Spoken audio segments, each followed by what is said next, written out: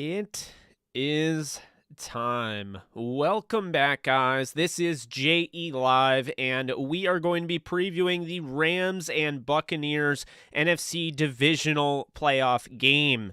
For those of you who haven't already, be sure to subscribe, drop a comment, and leave a thumbs up / like if you do appreciate this content. It does help me out, and it does direct YouTube to send other Rams fans over to this channel.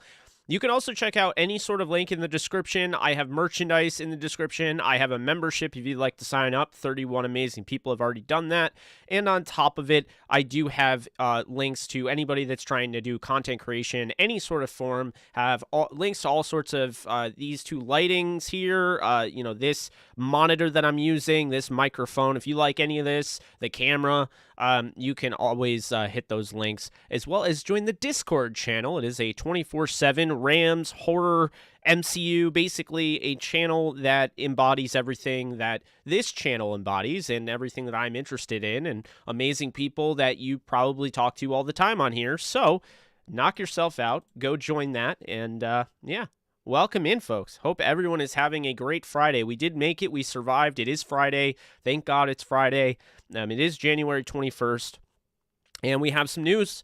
The Rams are going to be activating keep in mind, they're setting it up for these guys to be activated, not necessarily going to allow these guys to play, but assuming the Rams do move on to next week, if the Rams do move on next week and they beat Tampa, then they will have likely Darrell Henderson back, they'll likely have Sebastian Joseph Day back, and they'll likely have the other one that I'm forgetting, Robert Rochelle.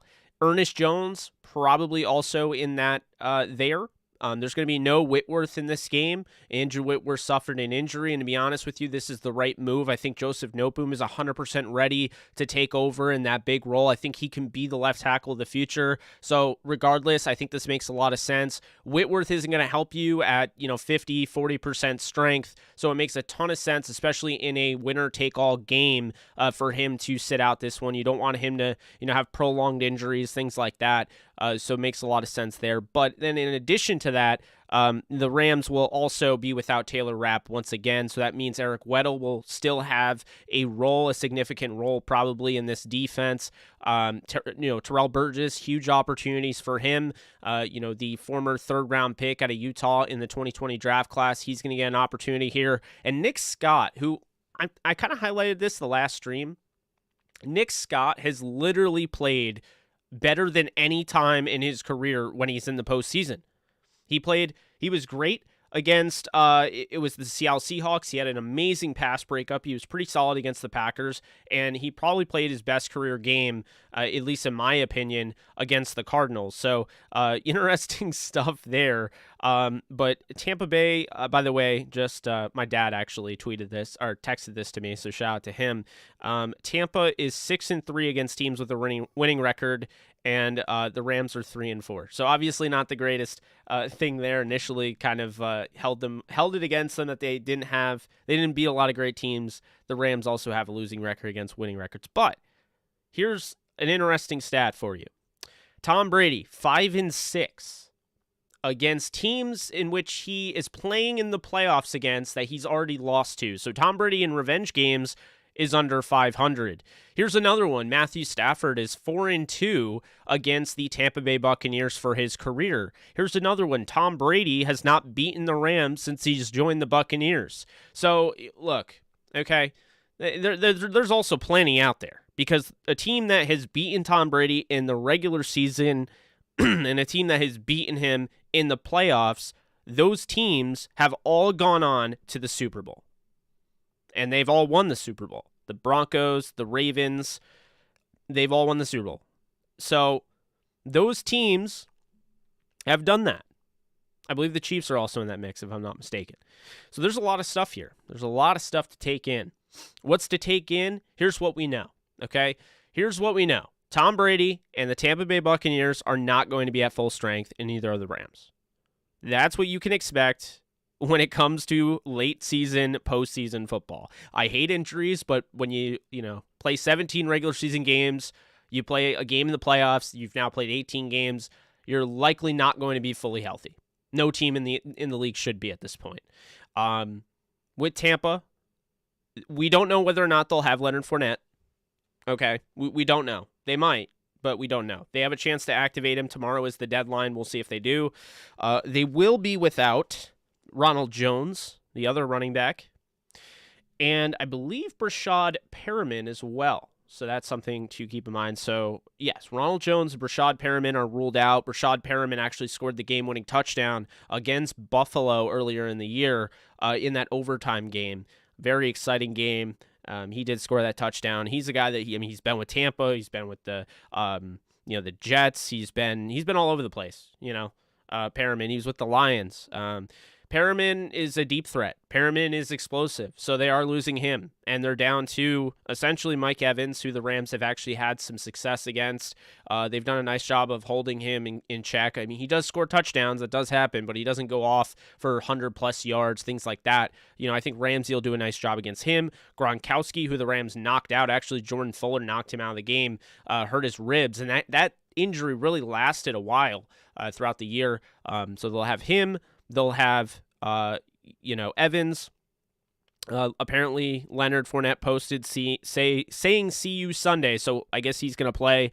So it's going to be for the Tampa Bay Buccaneers. Tom Brady is going to have guys at his disposal. He definitely has talent all around him, regardless of who's injured. And Godwin is a huge injury because of what he can do all over the place, not as just a receiver and a route runner and a guy that can be reliable, but on top of it, he's a great blocker. I don't think he gets enough credit in that department of his game. And on top of it, Antonio Brown. But we got to stop calling it a loss because Antonio Brown is gone. Like, he's not even on the team anymore. It's not an injury. He is no longer on the team. It's not a loss. They don't have him. Move on.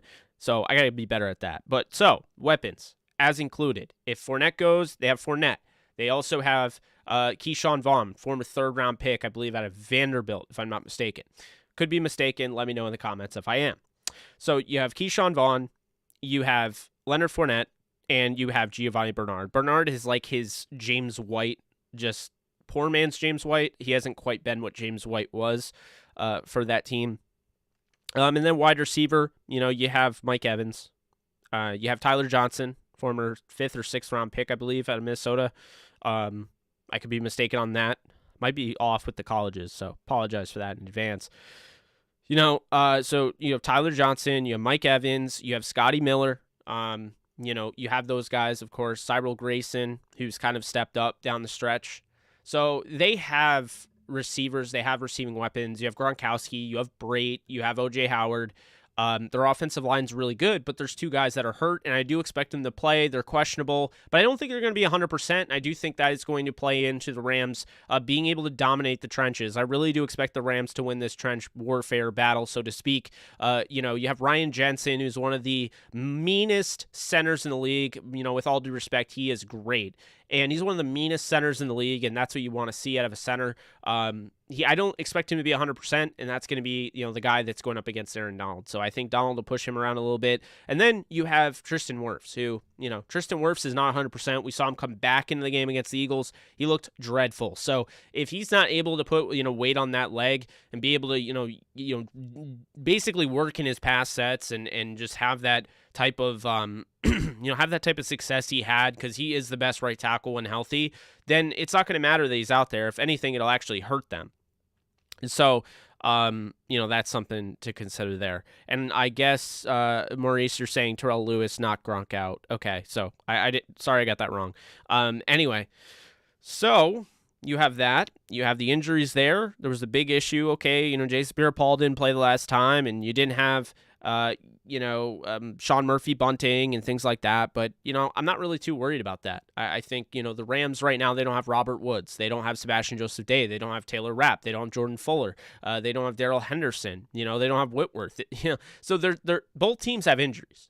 But what it comes down to is, I think, regardless of injuries, whether they're healthy or whether they're not, the Rams are the best team in the league. I've said this over and over and over again. The Rams are indeed the best team in football. And I think really what it comes down to is I'm not afraid about them going against any team, because I feel like when they play their game, they're not losing. So it's a matter of fact. It's actually, do the Rams come to Raymond James Stadium and do they play their best game? Do they play their style of game? Do they control the clock? Do they dictate the tempo? Does that defense show up that we saw in the first half against the 49ers and what we saw the entire game against Arizona? Do we see that motivation? If we see that, if the Rams play their game, I don't care that you have the GOAT, okay? I don't care that you have the GOAT. Fact of the matter is, if they do end up doing that, the Rams are going to come out and they're going to win this football game. It's that simple. So this is a preview of this game. And no, I see Holden asking if this is a replay. It is not a replay, Holden. And if it is, that is a really scary way. Can you imagine if it was a replay and I could talk to you, but I wasn't actually talking to you? Pretty crazy, right? Pretty scary. No, this is not a this is definitely not a replay. This is the preview for this game. Really excited to talk about it, get into it. And I appreciate everyone being in here. We've been streaming for about 13 minutes and have close to 70 people on YouTube, almost 10 people on Facebook, and we got that lone wolf over on Twitch. So, that is so good. Black raspberry, man. Can't beat it. So, okay. Let's dive into it. What is going to happen? How can the Rams beat the Buccaneers? How can they do it? Well, they can do it just by playing their game, but I'm going to go a little bit more advanced than that. The Buccaneers, what no one wants to talk about, because we have just, this is the thing. When you're really good at something, when you develop a knack at something, and you have a reputation of doing it very well, people give you the benefit of the doubt, okay? And here's the deal with the Bucs. The benefit of the doubt that they've been given, they actually have two. They have Tom Brady. No matter what happens, they have Tom Brady. He's won 7 Super Bowls. He won a Super Bowl there. He won a Super Bowl with, he won plenty of Super Bowls with the Patriots. He is always given the benefit of the doubt because of what he's done, right? Obviously. So, how about the Bucs defense? The Bucs defense over the last 2 years has been dominant against the run. Everyone knows this. They have this reputation. I don't even think they allowed a 100-yard rusher in any game last year. Okay, so they have that reputation, right? The Bucs stop the run. That's what they do. Vita Vea, Ndamukong Suh, Jason Pierre-Paul. They have guys on the edge. I mean Joe Tryon-Shoyinka has really made an impact in his first year. They have all sorts of guys, right? They stop the run. They have great linebackers. They stop the run. But the last 3, and honestly, since I started, I was just talking to my father about this. Since I started writing, for the game day and starting sports bet writing, writing about sports betting and writing about the NFL and the NBA and the AHL, you know what the thing that I've come to the conclusion is? It's very simple. We do overrate stats, and we overrate them in terms of the longevity of the season. Why do we care so much that a team the whole season long has been dominant against the run, but the last 3 to 5 games, they've started to let up a little bit?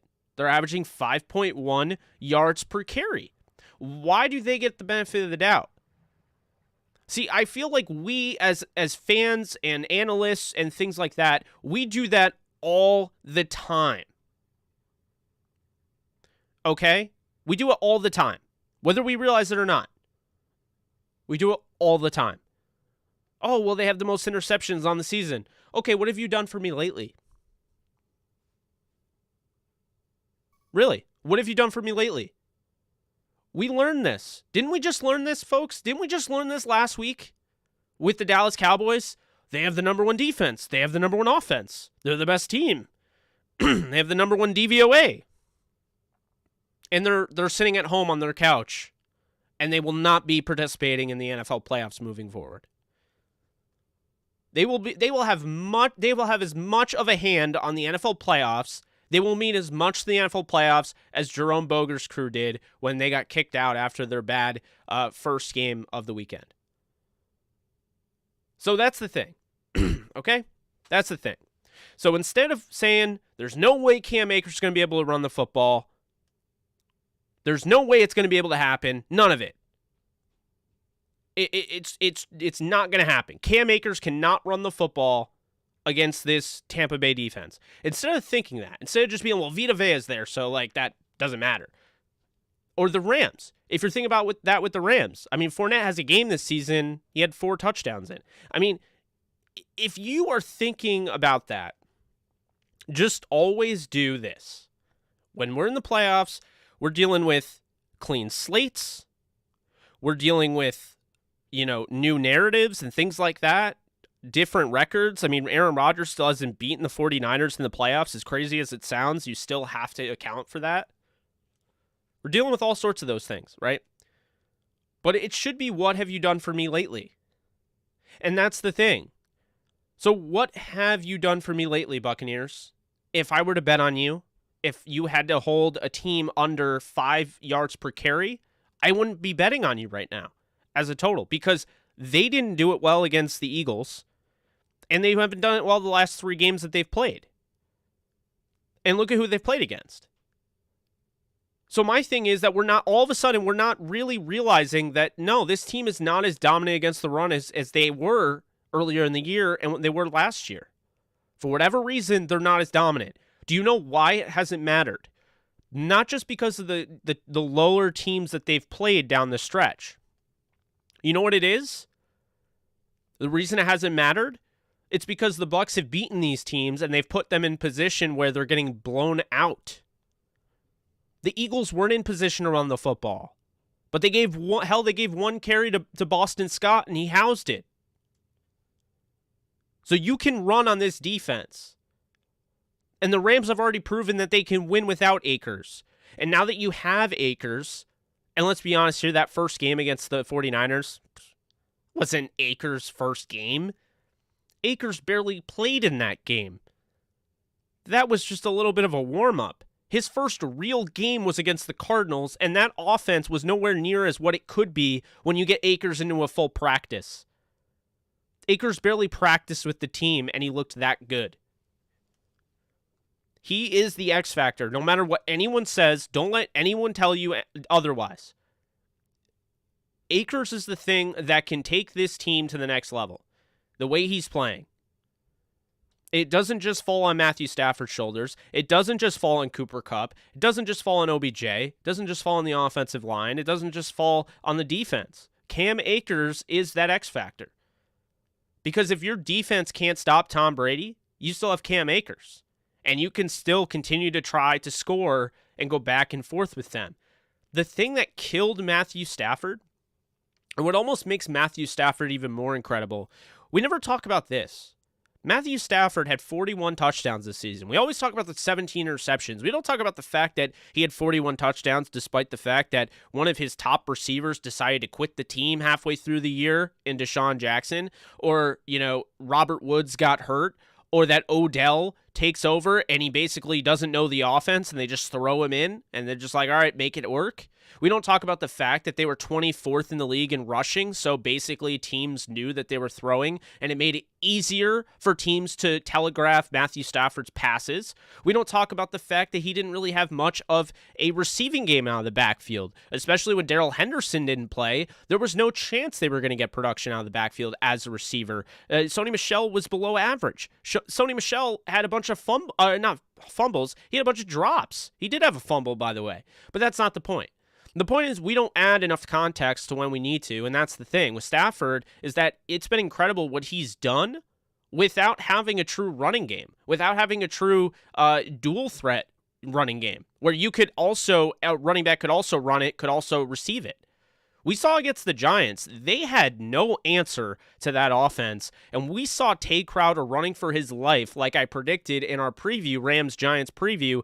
I predicted Tay Crowder running for his life to try to cover Darrell Henderson on the wheel route that went for a touchdown. I was in person, I saw that. Okay, now you have Cam Akers. They've done that wheel route the last time I've watched Cam Akers with the Rams, the last 4 times. If you think about the last 4, okay, it would be the Cardinals game, the 49ers game, the Packers game in the playoffs last year, and the Seahawks game in the playoffs last year. I'm pretty sure they've run that wheel route consistently. And if you do 5 times, with Wolford and the Cardinals, Week 17 matchup last year, they've done that wheel route over 5 times with Cam Akers easily. So Cam Akers is coming, okay? This is the thing, okay? It is a real thing. He is going to be the X factor in this game. Stafford he looked a lot better with Akers, felt more comfortable, last week, but he's had games where he's been unbelievable as well. He's had games where he struggled. He's had games where he's been unbelievable. This is why you go out and you make that trade for Matthew Stafford. It's why you drafted Cam Akers, because you knew that they were going to be beneficial and they were going to turn the tide. Okay, so how does this game go? What do the Rams need to do? Well, very simple, but I'm going to explain it in more of a less simpler way because I want it to make sense. So with the Rams, going into this game, they're on the road. Obviously, first thing, you want to be able to win that coin toss. It's not a guarantee that you're going to. And if you do, you obviously want to defer, because we saw what happened when the Rams were able to defer against the Cardinals. They got the ball back and they were already dominant. You don't know how the game is going to progress. And to be honest with you, anything can and will happen in the playoffs. So you always want to defer. But if that option is not available to you, if you do not win the coin toss and the Bucs decide to defer, then you, on the road, have to set the tone early. It's that simple. You have to set the tone early. You're getting the ball first, score in the first drive. I'm not talking about a field goal. Score a touchdown. Go down the field and, make your presence felt. Make a statement. And that's the thing. If the Rams can come out, and they say they get the ball first because, the Bucs win the toss. They come out and they sustain a, let's just say 6 or 7 minute drive. There's 8 minutes left in the first quarter. The Bucs are getting the ball back now. You have already set the tone for what that game is going to be. And if the defense gets a 3 and out, all of a sudden the momentum is on your side. Sure, they get the ball in the second half, but now you know how you want to play this game. You want to be more aggressive. You're on top. Now you want to keep pushing, and that's the thing. So with the Rams, I expect them to be a very balanced offense. I know I think I say that every week. But just do what you did. Play your game. That's your game. Last week, that's your game. Okay? That's your game. That's your style of game. You want Cam Akers and Sony Michel running the football. You want to believe your offensive line can block anybody. You want to believe Stafford can make any throw when needed. Stafford didn't throw a ton last week. And for whatever reason, there's a bunch of national media out there that took it as if the Rams don't trust Stafford. That couldn't be further from the truth. As a matter of fact, it's so far from the truth. It's why Stafford averaged around 15 yards per completion last week. He didn't have to throw a bunch of times. Also was talking about this, my father. Didn't have to throw a bunch of times. He did not. It worked out. Why does he have to throw 50 times if he's having that much success through the air?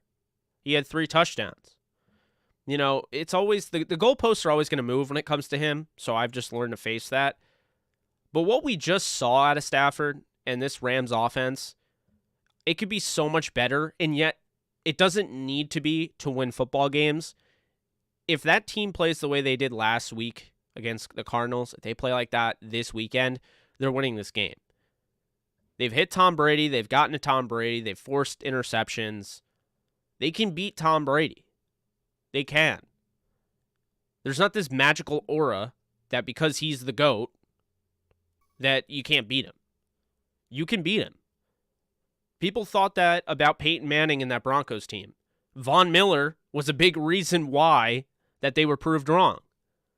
Von Miller is playing lights out now down the stretch like I said he would. It's that simple. The Rams can win this game, and they can win this convincingly. I think the Rams are the better team than the Buccaneers. Regardless of injuries, when the Rams play their game, they win.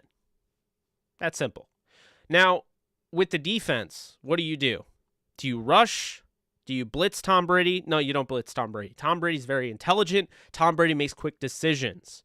The thing that is going to basically be the deciding factor is the blitz rate. With Matthew Stafford, he annihilates blitzing teams. There's no team in the league that's blitzing more than Tampa Bay. Todd Bowles loves blitzing. What that does is one guy leaves his post, and now if you're a quarterback, you're basically betting on a quarterback being quick enough. So there's 2 things here. You're betting on a blitzer getting to the quarterback quick enough. So you're betting on your man and getting pressure quick enough to affect the throw. And B, you're betting on the quarterback not being quick enough to see the blitz, see who left their post, and attack. Think of it in terms of this. And here's one of my crazy analogies. You ready? You're trying to break into a compound, right? If one of the guards leaves their post at the compound, if you instantly see that and they try to come get you, but they don't know where you are, whatever, you can just go to that area. That area is open. Like, oh, I don't know how to break into this place. And then all of a sudden the guard leaves his compound, and now you're like, oh, I'll just go where the guard left. Duh.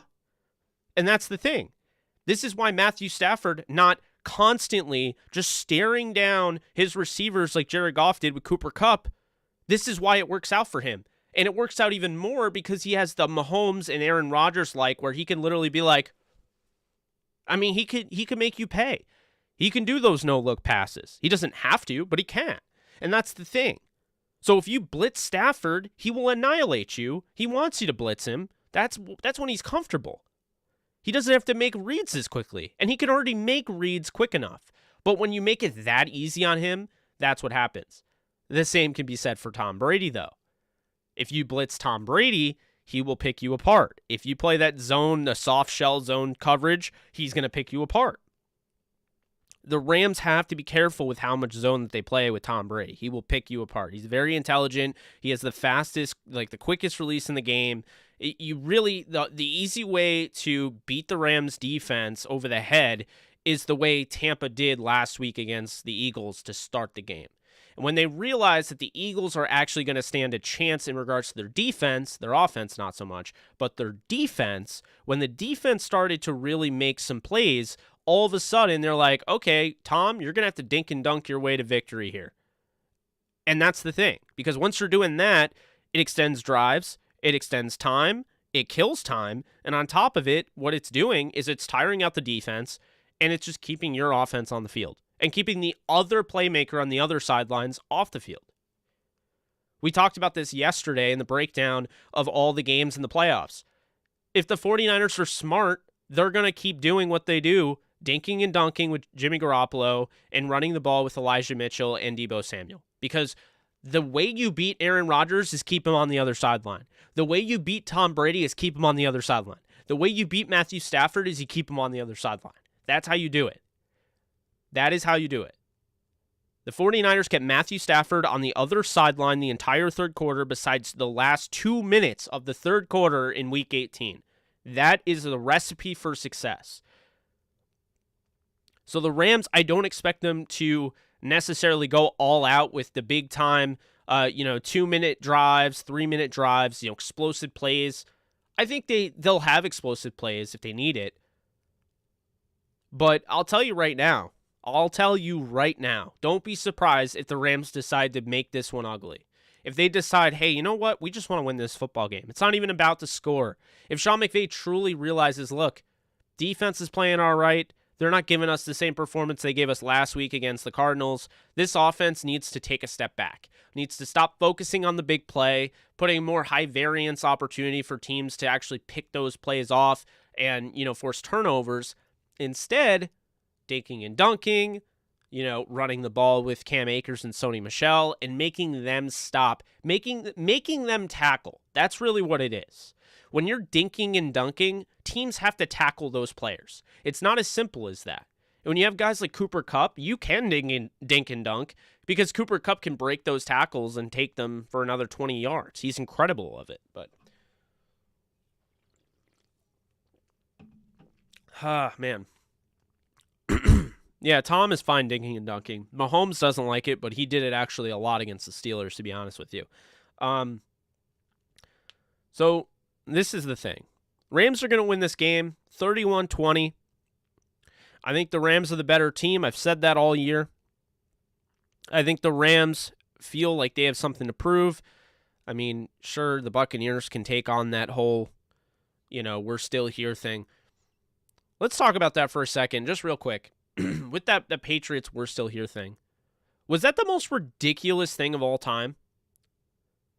The we're still here? I mean, that was, right? They lost in the Super Bowl to the Eagles the year prior and then go to the Super Bowl again and they're like, we're still here. Like as if people didn't give them the respect. I literally picked them to beat the Chiefs in the AFC title game.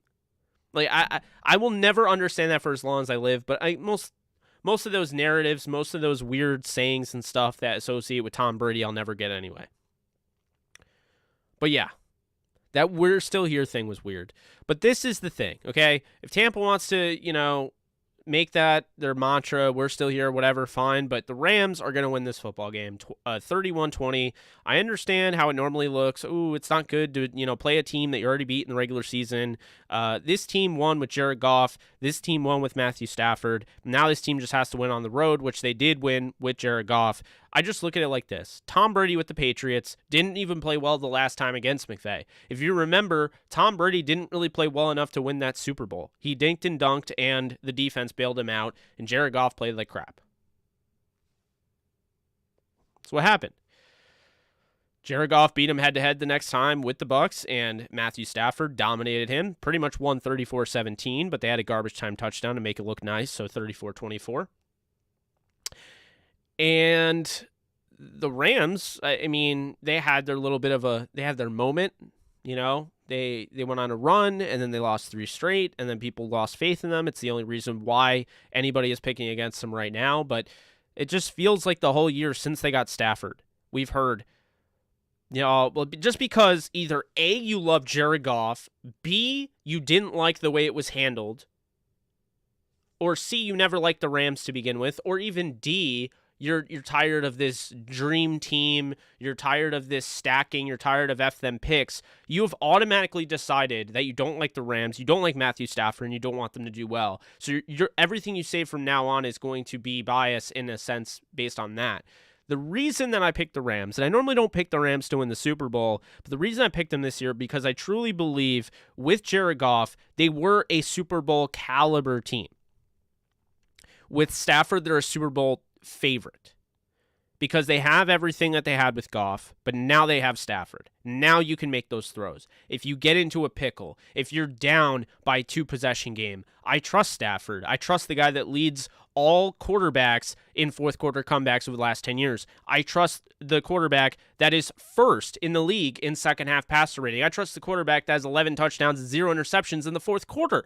That is what I trust. And at the end of the day, Matthew Stafford is exactly what the Rams needed. Now it's a matter of you get the job done against Tampa, and then we see whether, we'll see after Sunday or after Saturday, and I'll probably do a video because we'll know. But we'll see after Saturday whether or not it is for the right to host the NFC Championship game. If the 49ers win, the Rams would be playing to host the NFC Championship game, or Tampa would host the championship game. And if it's a right to host or if it's a right to go to play in Lambeau for the NFC Championship game, I think it's going to be the right to host. I think this game is massive, but I also don't really look at the Buccaneers as a better team than the Packers, and I don't know if they're a better team than the Niners right now, the way the Niners are playing. The Bucs are beat up. The Bucs honestly kept the Philadelphia Eagles in it.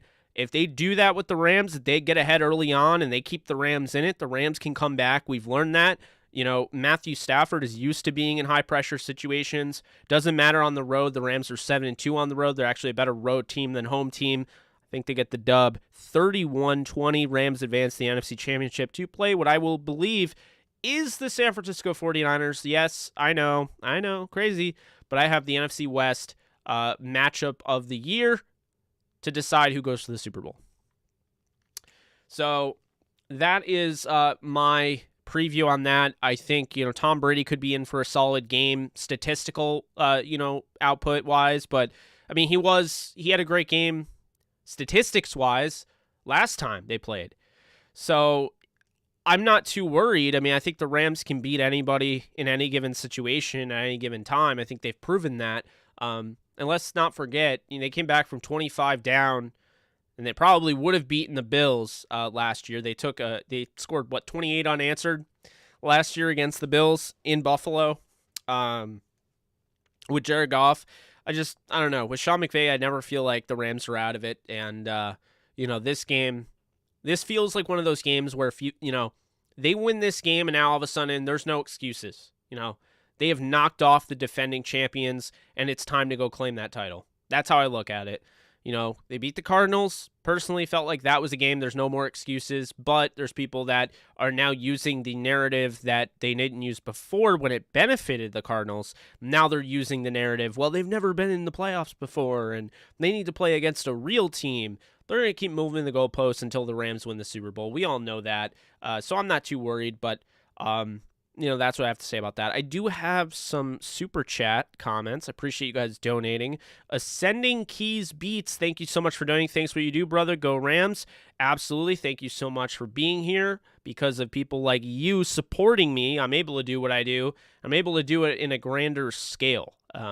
Having this fan base is just a lot of fun. To be able to go live and have over 100 people in here at 5:21 p.m. Eastern time on a Friday is definitely pretty awesome.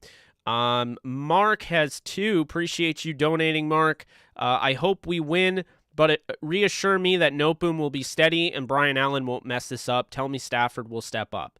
So I'm going to tell you right now, Brian Allen, since the injury, he struggled, right? And I see a lot of Tampa Bay fans are saying he gives up a lot of sacks. He led the league in sacks given up as a center. Yes, but that was later on in the year when he suffered the injury. I think he's back. I think he's healthy. I saw some good things from him against the Arizona Cardinals. I think he's back on the right track. I think entirely his horrible game against the Niners was due to the fact he wasn't fully healthy. I do feel like he is now. I think he's ready to go. So those effects are gone, I think, and I think he'll have a good game. And then Stafford, I 100% think he'll step up, but I don't think they'll put him in a position where he has to throw 50 times in this game. So I feel good about that. Hopefully that was reassuring with those two. And then Joseph Noteboom, what can I say about him? I think he is the future left tackle of this team. I think he is a great talent, and I think he's somebody that they basically just decided we'd rather him focus on playing left tackle and practicing at left tackle than putting him in the lineup and playing left guard. You can develop those tendencies in the interior that, sure, they help when you're playing guard all the time, when you're playing the interior offensive line, but they don't help, and you develop habits that you would in the interior that hurt your position at tackle. When you're playing at tackle, you are the last line of defense on the edge for the quarterback. But when you're playing left tackle, you're the last line of defense for the quarterback's blind side. That's the most important. That's why the best tackle most likely is going to line up at the left tackle spot. And so for that reason, that's what I'll say there. I think, Noteboom is going to be in for a good game. He's already played well. I think the Rams are going to be fine. It makes way more sense than trotting out Whitworth out there, who just does not look 100%. I think this would have been a nightmare matchup against Whitworth. So that's how I'm looking at it. I could be wrong, but that's how I'm seeing it there. And then Mark also asked, I feel like Brady is going to screen pass and short pass his way down the field. How do you stop a sub 3-second pass all game? You keep everything in front of you. Eventually you got to throw past the sticks. Not everybody, you don't have Antonio Brown, you don't have Chris Godwin. So not every one of those receivers are going to be able to get the first down if you throw it behind the sticks. And that's a big thing. So the Rams are a team that likes to go down the field. The Bucks are too. The Bucks will dink and dunk, don't get me wrong, and they will try to get the ball out quickly. But there is a thing of getting the ball out too quickly. And it puts you're trying so hard, you're putting a heavy emphasis on it. Makes it a little easier when you're constantly getting the ball out 3 seconds. Makes it easier for a guy like Jalen Ramsey or Darius Williams to jump a route. So let's not forget about that aspect of it. Not everything, there's no unbeatable play in the league. There's no unbeatable method or scheme or anything. Everything about the league, everything about the sport, everything about the NFL, there's always a positive and negative reaction to it. If you're constantly going down the field and they can't stop you, they're not going to just, unless they're dumb, they're not going to just let you continue to go down the field like that without putting another guy on the guy that you're throwing. So if you're throwing to Calvin Johnson, teams might even triple team Calvin Johnson now. If you're still doing it, then you're insane. So my point here is that there's not a certain scheme out there that's unbeatable. You can beat anything. You can win with anything, and you can, beat anything. You can win against anything. Don't forget that. Because just because, prevent defense, it seems great. Prevent defense can lose you a game just as much as it can win you a game. And probably more so it can lose you a game. I hate prevent defense, to be honest with you.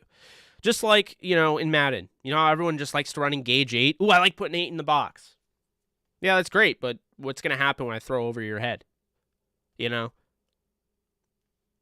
It's the same thing. Oh, cover 2. You can beat every coverage. There is a throw to beat every single coverage. Stafford has thrown every single pass, probably that you could throw on a football field, that can beat every single coverage. Tom Brady has, they all have. So it's a matter of actually executing in the game and making sure, as a coach, Sean McVay, this is your moment.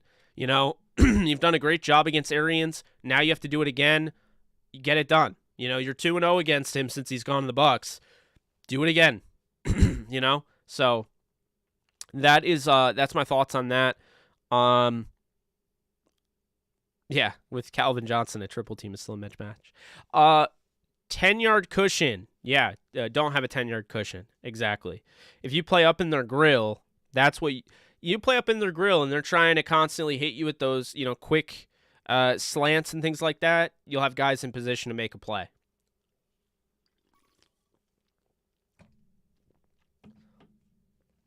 Besides, there's nobody on this team that you need to play 10 yards off of. There's not a Rondale Moore, There's no Tavon Austin. There's no Tyreek Hill. You don't have that explosiveness. I mean, don't get me wrong. Jalen Darden is quick. Jalen Darden ran a 4.6. Jalen Darden isn't the fastest guy ever. Brashad Perriman, he might have actually been the fastest guy. I mean, he's in the NFL. I mean, he ran like a 4.19 at his pro day. We'll never know for sure how real that was, but, he's not going to play. Scotty Miller, he's not the fastest guy to ever walk the earth. So I'm just saying. And keep in mind, you start to think about it, you start to overthink it, you start to get nervous. Just remember the Rams also have AD. They have Odell Beckham Jr., they have Cooper Kupp, they have Matthew Stafford, they have Jalen Ramsey. They have plenty of guys. They can counteract this. They have the equalizer in the deep threat with either OBJ, with either Cam Akers, Cooper Kupp, Van Jefferson. They can all go deep down the field. I do think the Rams can get to Tom Brady, and here's why. Look at what the Eagles did. You can over-adjust, by the way. Think about that. But also, think about this. You're more likely not to adjust, period, when you win a game. Some coaches get egotistical. They think, no, our way or the highway. Well, if they do exactly what they did against the Eagles, the Rams are going to pressure them. Because the Eagles were able to get in there with Derek Barnett. They were able to get in there with, Fletcher Cox. They were able to get in there with the defensive lineman who, he's one of the top double-teamed guys this year, Javon Hargrave, formerly with the Pittsburgh Steelers. They were able to get to Brady. They sacked Brady. Like, they kept hitting Brady. Tom Brady isn't unhittable. I mean, sometimes it kind of feels that way, but, So, I think that is the interesting aspect of it, is that if the Buccaneers came out and just absolutely dominated the Eagles, it'd be different. But I wasn't overly impressed. Tom Brady was sacked 4 times for 28 yards against the Eagles.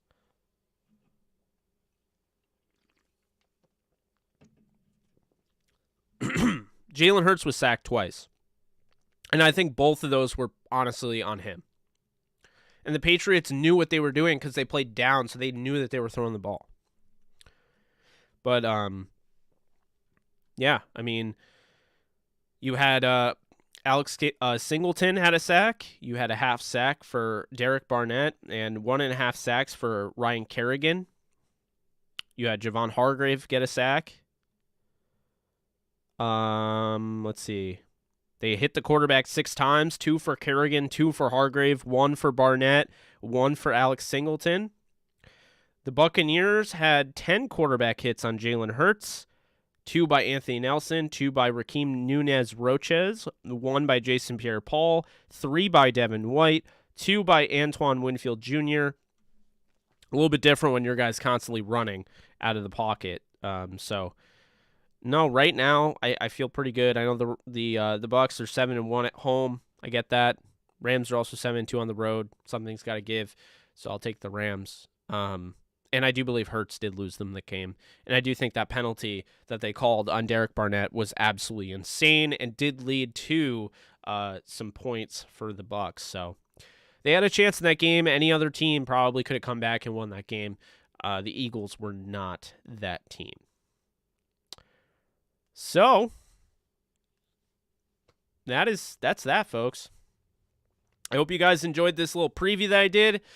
We've been streaming for almost 50 minutes, so it's been a lot of fun. I might do a Q&A later on tonight if anyone is interested. Those seem to go pretty well, and they're a lot of fun, and never know what we're going to talk about. But, you know, I feel really good about this game, and I wouldn't be lying to you if I didn't feel really good about this game. Obviously, there's always a little bit of, it's, they might not. No, I really do believe that they're going to win this game. I understand all of that. The Bucs have also they haven't won 5 straight yet. So, they have to win 5 straight to win this. So there's a lot of, they've never done this, but they've done this. It just kind of shows you those are all fun little streak things that I get to throw in these videos, but at the end of the day, they don't mean, a lot. Q&A would probably be like later on, probably like 9 or 10, but we'll see. And I'll let you guys know if I'm doing it. It's not guaranteed if I'm doing it or not, but we're going to try doing more shows earlier in the morning as well. So if you guys are interested during the week, maybe you're at work and you can watch or listen, to stuff while, the time goes, and trying to pass the time. I'll have more videos up and do more live streams and engaging live streams and Q&As and things like that earlier in the morning. Have more of a sports talk idea. Also, if you guys aren't aware, Alexis Kraft and I will be having the Downtown Rams podcast. We're going to be recording that soon, which is why I have to get off. I'm going to be having a JC Allen of Pewter Report coming on, so excited to have him. He's going to be our guest, and we're going to talk about Rams Bucks, and we'll post that as soon as it drops. It'll hit YouTube, so you'll be able to check that out. And just so you know, that the Downtown Rams podcast is, and if you guys didn't already, because this was already the case before the Locked On stuff, the Downtown Rams podcast is officially going to be a daily podcast. We already have multiple interviews set up for draft prospects, so don't worry, guys. We're going to get you through all the process, whether it be the playoffs, the off-season, free agency coverage, draft coverage. We're really excited. We're going to take this up a notch, and I think it's way past time. So, hope you guys enjoy all the content and more content that I'll be coming. If anyone has any questions about it, just drop a comment. Hit me up in the DMs, things like that. But you can follow me at JK Bogan, and the Downtown Rams podcast will be out later tonight. You'll find that on the channel. And you'll find that on wherever you get your podcasts, whether it be Apple Podcasts, Spotify, wherever, iHeartRadio, the list goes on. We're on everything. So be sure to check that out and tell somebody that how you feel about Downtown Rams. And real quick, before I go, here is, I figured I'd do, there's a little treat for you guys that missed it yesterday. But got a t-shirt design. For those of you that missed it yesterday, we got the t-shirt design. It is done. And here we go. Bam. That is going to be the t-shirt design before I head on out of here. So if anyone is interested in that, that is the new design that we were trying to hit up yesterday. So that'll be on the store soon. I'm trying to get it up. So you guys will be able to purchase that. The t-shirt, hoodie. It'll be on a t-shirt, hoodie, coffee cup, things like that. You'll be able to purchase that on this channel. So when that drops, you guys will know. It'll probably have a little bit of a link at the bottom of this video. So if you guys are interested in that, that'll be there. So again, appreciate you guys. Coach Johnny Salinas, thank you so much for donating. Really do appreciate that. On my way out as well. Love that. Saved by the bell. But yeah, hope you guys enjoyed. I'll get that t-shirt information out to you when it drops. Appreciate you guys on the design stuff that liked it. Really excited to drop it. Merch was never my forte. I'm really good at talking. So, all right, I think I'm really good at talking. I have a lot of people that listen, so I guess so. But that's going to do it. We do have a Discord. Before I go, we do have a Discord. We have a fan Discord. We literally have a Discord for this channel. So let me just get that real quick before I head on out here. I already forgot how to do it. Let's see. Invite people. That'll do it. Okay. So, everyone who wants to be a part of our Discord channel, there you go. Join the Discord channel. Come on in. Talk about whatever. It's the embodiment of this channel itself, this YouTube channel. You can talk about the Rams, the NFL, the draft, other sports, horror, MCU. We got all sorts of stuff that we talk about on there. So definitely go check it out. I pop in there every now and then. Actually, a little bit more than every now and then, but yeah. So you guys take care. Be good people. I will see you guys potentially tonight for a Q&A. And if not, I will see you guys tomorrow. Later, guys.